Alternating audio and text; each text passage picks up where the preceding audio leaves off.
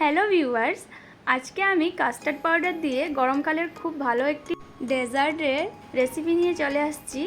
চলুন, প্রথমে তো আমি কাস্টার্ড পাউডার নিয়ে নেব এখানে 2 চামচ পরিমাণে। তারপরে দিয়ে দেব নর্মাল দুধ, আর দুধটা কিন্তু নর্মাল থাকতে হবে, গরমও না ঠান্ডাও না। তারপরে আমি গুলে নেব, আর ভালো করে এটাকে গুলে নিতে হবে, একটাও দানা দানা থাকবে না। আর এখানে আমি আধা লিটার দুধ নিয়েছি, দুধটা কাঁচা ছিল, গরম করে ফুটিয়ে নিয়েছি। তারপরে দিয়ে দেব এখানে চিনি। আমি এখানে 2 চামচ চিনি ব্যবহার করেছি।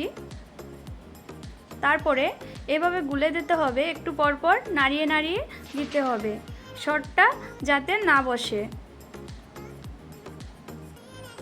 দুধটা অনেকটা ফুটানোর পরে এখন দিয়ে দেব গুলে রাখা কাস্টার্ড পাউডারগুলো, দিয়ে অবিরত এভাবে নাড়াতে হবে।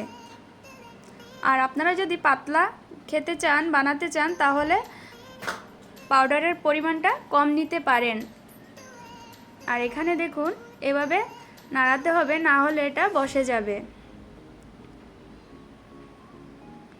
ফুটিয়ে আসলে এটার কালারটাও চেঞ্জ হয়ে যাবে, আর ক্রিমি ক্রিমি ভাব চলে আসবে। দেখুন হয়ে গেছে এখানে। তো আমি এখন এটাকে একটি পাত্রতে ঢেলে নেব। এখন আমি গ্যাসটা অফ করে দেব, আর এটাকে ঠান্ডা হতে রেখে দেব। আর এই ফ্রুট কাস্টার্ডের আপনারা যে কোনো ফ্রুটস ব্যবহার করতে পারেন। আমার কাছে ছিল প্লাম আর আম, এখন তো আমের সিজন, তার জন্য আম দিয়ে বানালাম। আর ভিডিওটি ভালো লাগলে প্লিজ লাইক করবেন, শেয়ার করবেন, আর চ্যানেলটিকে সাবস্ক্রাইব করবেন।